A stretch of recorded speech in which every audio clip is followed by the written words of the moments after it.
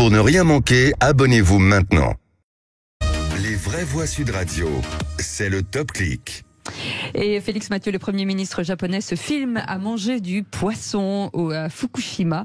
En tout cas, du poisson de Fukushima. Et il assure que c'est délicieux. Et oui, une vidéo bien mise en scène sur les réseaux sociaux pour promouvoir les produits de Fukushima et de sa région. Répondre aussi aux inquiétudes après le rejet en mer des eaux issues de la centrale nucléaire accidentée en 2011. Suite à ces rejets d'eau en mer, la Chine a mis en place des restrictions. Alors qu'à cela ne tienne, le Premier ministre japonais Fumio Kishida est passé à table avec 3 de ses ministres.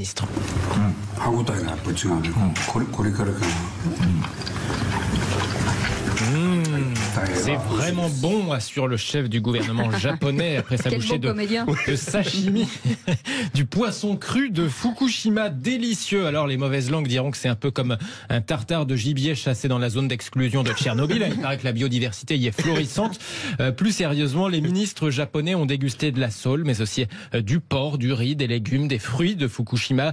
Ils entendent bien défendre la réputation des produits de cette région malgré l'accident nucléaire d'il y a 12 ans.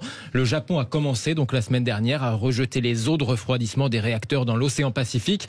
Ça inquiète et ça déplaît beaucoup aux Chinois. Mais bon, grosso modo, le Japon et les autorités du nucléaire assurent qu'en fait, c'est suffisamment dilué dans la mer pour éviter tout danger, que ce soit pour l'environnement ou pour la santé humaine. Alors, bon appétit. Bien sûr, Philippe Bilger. Ils sont prêts à tout faire, ces Japonais.